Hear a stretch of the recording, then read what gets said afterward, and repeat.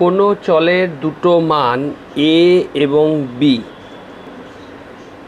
যেখানে a less than equals to b বলে দিয়েছে।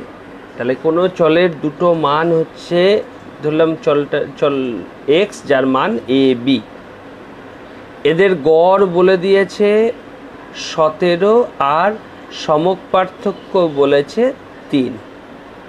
আমাদের a ইকুয়ালস টু কত আর b ইকুয়ালস টু কত বের করতে হবে। ক্লিয়ার?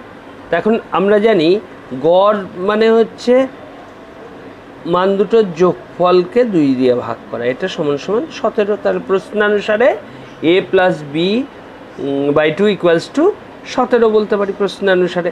তাহলে আমি এখান থেকে কি পেতে পারি, a plus b equals to 17 দুগুণে 34। আচ্ছা, এখানে a ছোট b বড়, তাহলে আমি এটাকে ঘুরিয়ে b plus a plus B আর b প্লাস a একই, b প্লাস a সমান 34 লিখলাম। এটা 1 নম্বর সমীকরণ দিয়ে রাখলাম। ওকে, এখন আমরা জানি কোনো চলের দুটো মান যদি হয় তাহলে সমক পার্থক্য হবে। সমক পার্থক্য হয় মান দুটোর পার্থক্যের অর্ধেক, এবং বড়টা থেকে ছোটোটা, বড়টা b, তাহলে b মাইনাস a বাই 2 হচ্ছে সমক পার্থক্য, এবং সেটা সমান সমান বলে দিয়েছে 3। তাহলে পরে আমরা b মাইনাস a সমান 3 দুগুণে 6, এটাকে 2 নম্বর সমীকরণ বলতে পারি। তাহলে 1 নম্বর সমীকরণ পেয়েছি b প্লাস a 34, 2 নম্বর।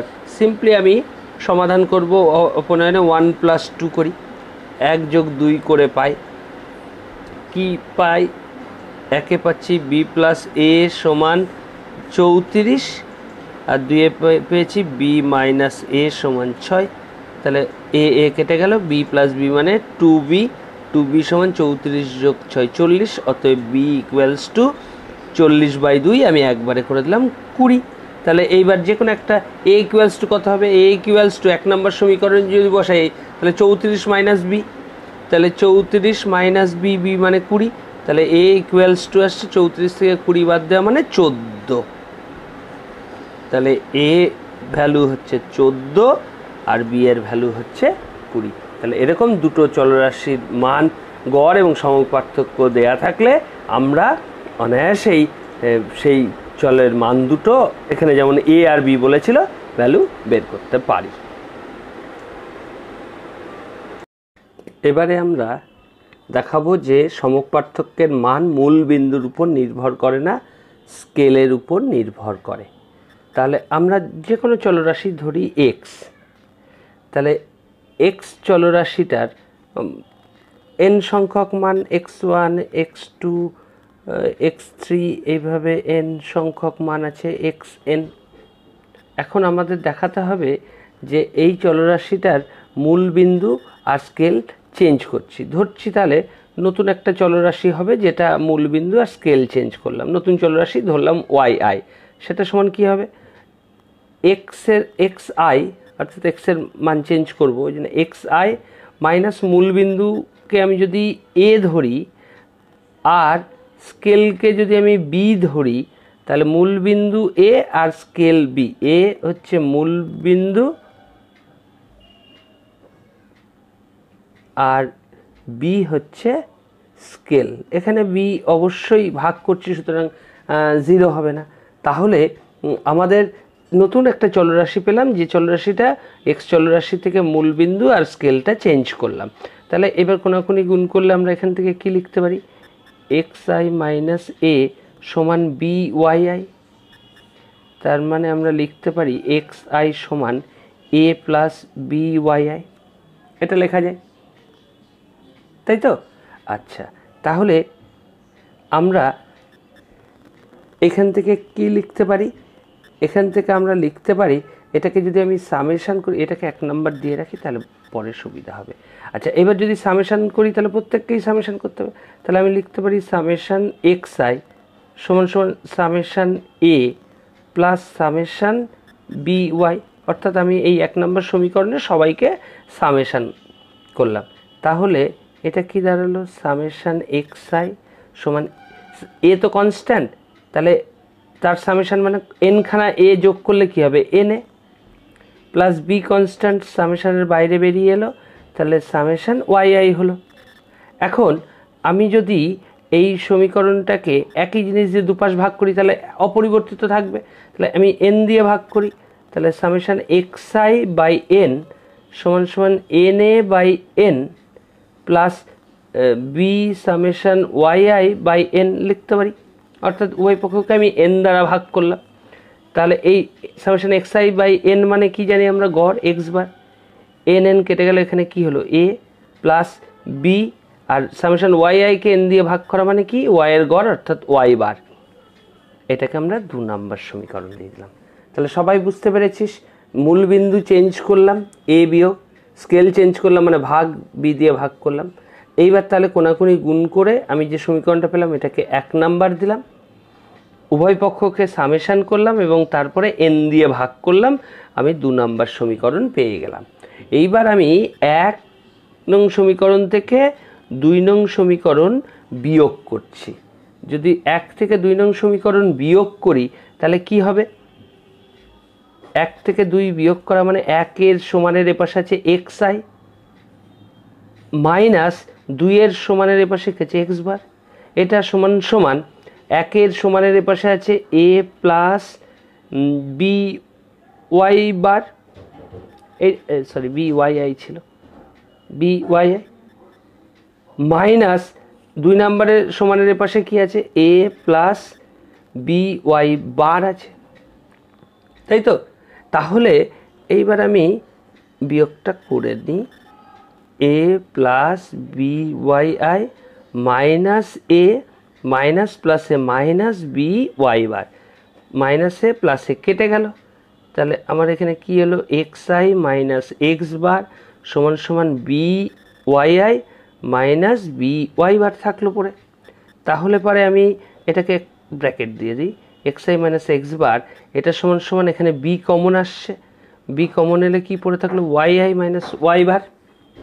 আচ্ছা, এবার আমি যদি উভয় পক্ষকে স্কোয়ার করি তাহলে কি লিখতে পারি, xi minus X bar square সমান সমান B square Y minus Y bar square লিখতে পারি। উভয় পক্ষকে আমি সামেশান দিয়ে দিতে পারি এবং উভয় পক্ষকে n দিয়ে ভাগ করতে পারি। যদি সামেশান দিই তাহলে summation xi minus X bar whole square সমান সমান বি তো কনস্ট্যান্ট, ওই জন্য বি স্কোয়ার ইন্টু এরকম লেখা যায় ওয়াই মাইনাস ওয়াই বারের হোল স্কোয়ার। এবার উভয় পক্ষকে 1/n দিয়ে গুণ করি দুপাশ, কেন করব, তাহলে ফর্মুলাই পড়ে যাবে 1/n summation xi minus X bar whole square সমান B square into 1/n summation Y minus Y bar whole square. তার মানে এইটা হচ্ছে সিগমা এক্স স্কোয়ার, রুট হলো তো সিগমা এক্স হতো, তাহলে এখানে স্কোয়ার সিগমা এক্স স্কোয়ার সমান সমান বি স্কোয়ার ইন্টু এটা সিগমা ওয়াই স্কোয়ার। তাহলে পরে আমি যদি স্কোয়ার তুলি তাহলে সিগমা এক্স অর্থাৎ সমক পার্থক্য এক্সের সমান সমান বি স্কোয়ারের বর্গমূল হচ্ছে বি, আর সমক পার্থক্য যেহেতু অলওয়েজ ধনাত্মক হয় তার জন্য আমরা এই ধনাত্মক মানটা বি এর ধনাত্মক মানটা নেব। তাহলে ধনাত্মক মান নিতে গেলে দুপাশে দুটো দাগ দিচ্ছি, এটাকে বলা হয় মড। তাহলে mod B into Y square, sigma Y স্কোয়ারটা কী হবে সিগমা ওয়াই। তাহলে আমরা দেখলাম কি পেয়ে গেলাম, এখানে সিগমা এক্স সমান বি আছে কিন্তু এ আছে কি, বি মানে কি ছিল, বি মানে স্কেল ছিল, এ আছে এ নেই, তার মানে মূল বিন্দুর উপর কোনো এফেক্ট পড়লো না। এফেক্টটা পড়লো কোথায়, শুধু বি এর উপর অর্থাৎ স্কেলের উপর। তার মানে যদি আমরা মূল বিন্দু চেঞ্জ করি তাহলে সমক পার্থক্যে তার দরুন কোনো প্রভাব পড়ে না, কিন্তু যদি আমরা স্কেল চেঞ্জ করি, যেমন এখানে বি স্কেল চেঞ্জ করি, তাহলে আমাদের সমক পার্থক্যটা পরিবর্তিত হয়। তাহলে আমরা কনক্লুশনে বলতে পারি সুতরাং সমক পার্থক্য মূল বিন্দুর উপর নির্ভর করে না, স্কেলের উপর নির্ভর করে। এটাই প্রুভড। সবাই আশা করি বুঝতে পেরেছিস যে সমক পার্থক্য মূল বিন্দু নয়, স্কেলের উপর নির্ভর করে। কোনো চলরাশি এক্সের, যে কোনো চলরাশির বলেছে 400টা মান আছে, তার মধ্যে 100টার মান হচ্ছে 1 আর বাকিগুলোর মান হচ্ছে 0। তাহলে 100টা এক, তাহলে চলরাশির মান হচ্ছে দু রকম, একটা আছে 0 আর একটা হচ্ছে 1, এর বাইরে আর কিছু নেই। তাহলে 100টা 1, তার মানে 1-এর পরিসংখ্যা যতবার থাকে সেটাই তো আমরা পরিসংখ্যা বলি। তাহলে 1-এর পরিসংখ্যা 100, আর 0 আছে তাহলে কতগুলো? 0 আছে 300টা, তার মানে 0-র পরিসংখ্যা কত হবে? 300। ব্যাস, আমাকে এইটুকু তথ্য দিয়েছে। তাহলে এখন পরিসংখ্যা আর চলের মান দেওয়া আছে, তাহলে সংখ্যা পার্থক্য বের করার কোনো সমস্যা না। আমরা প্রথমে এক্স স্কোয়ার বের করে নিই, 1 স্কোয়ার মানে 1, 0 স্কোয়ার মানে 0। তাহলে এবার এফ এক্স বের করবো, আর সংখ্যা পার্থক্য বের করলে এফ এক্স স্কোয়ার বের করে। তাহলে এফ এক্স কত? 100 × 1 মানে 100, এফ এক্স স্কোয়ার কত? 100 × 1 মানে 100, 0 × 300 মানে 0, 0 স্কোয়ার একই। তাহলে এফ এক্সের যোগফল কত? 100, এফ এক্স স্কোয়ারের যোগফলও কত? 100, এফের যোগফল কত? 400। তাহলে আমাদের ফর্মুলা প্রয়োগ করলে অতএব এক্সের সমক পার্থক্য √, summation X square by N, summation F X square by N minus summation F X by N এর হোল স্কোয়ার, ফর্মুলা অনুযায়ী। তাহলে এবার √, সামেশান এফ এক্স স্কোয়ার কত এসছে? 100 বাই এন মানে কত? এন মানে হচ্ছে এফের যোগফল, এফের যোগফল মানে কত এসছে? 400 মাইনাস সামেশান এফ এক্স মানে কত আছে? 100, এন মানে কত? 400 হোল স্কোয়ার। তাহলে 1/4, তাহলে 1/4 মানে 25 দিয়ে গুণ করলে 100, 0.25 মাইনাস এখানে 1/4 স্কোয়ার মানে 1/16, 1/16 ক্যালকুলেশন করলে 1/16 মানে 0.25 স্কোয়ার, তার মানে 25 25 625। তার মানে অ্যাকচুয়ালি আসবে, আমি ক্যালকুলেটর ছাড়া মুখে মুখেই করছি, 0.25 তো তার স্কোয়ার মানে হচ্ছে 4টে, 0625। তাহলে এবার যদি এটা বিয়োগ করি, বিয়োগ করলে হবে 1875, 0.1875, যার রুট করলে আসবে 0.433। পয়েন্টের পর 2 ঘর নিলেও হতো, আমি 3 ঘরই নিলাম। তাহলে এই হচ্ছে সমক পার্থক্যের মান, যেখানে চলরাশির 100টার মান 1 আর 300টার মান 0। কোনো চলরাশি মানগুলো বলেছে 1 2 3 ...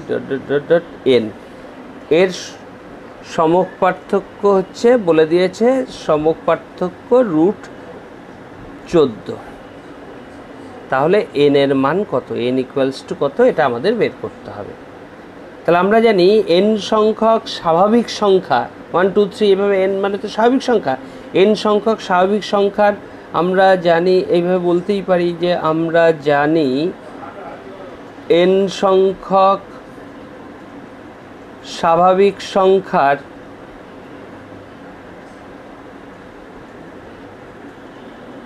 সমক পার্থক্য n² - 1/12, পুরোটা রুট, এইটা আমরা আগেই ক্যালকুলেশন করে শিখেছি। তা এইটা হয়। তাহলে প্রশ্নানুসারে আমার অলরেডি সমক পার্থক্য দিয়ে দিয়েছে, তাহলে আমরা বলতে পারি প্রশ্নানুসারে এই n² - 1/12 পুরোটা রুট, এটা =√14 বলা যেতে পারে। তার মানে আমরা এখান থেকে উভয় পক্ষকে রুট যদি তুলে দিই, উভয় পক্ষের রুটটা যদি তুলে দিই, তাহলে আমি লিখতে পারি n² - 1/12 = 14। তার মানে n² - 1 = 14 × 12, 14 × 2 = 28, 2 × 4 = 16, 168। তার মানে n² = 1টা ওপাশে গেলে প্লাস হবে, তাহলে 168 + 1, তার মানে n² = 169। তার মানে n² হচ্ছে 13², 13 × 169। তার মানে n = কত? 13। নিশ্চয়ই মাইনাস, n এর মান মাইনাস হতে পারে না, তাহলে n = +13। তাহলে অ্যান্সার হবে যে n এর মান 13। এবার আমি তোদের দেখাবো যে কোনো চলের যদি দুটো মান থাকে, ধর x একটা চলরাশি যার দুটো মান আছে x1 আর x2, তাহলে আমাকে দেখাতে হবে যে এর সমক পার্থক্যটা হবে, এই চলরাশির সমক পার্থক্য মানে সিগমা এক্স, এটা হবে এই দুটো মানের পার্থক্য। আমি যদি এক্স ওয়ানের থেকে এক্স টুকে বড়ো ধরি, যেটাই বড় ছোট ধরি, X two minus X one by two এটাও হতে পারে, অথবা যেহেতু মড চিহ্ন দিয়ে দিচ্ছি ফলে X one minus X two by two এটাও হতে পারে।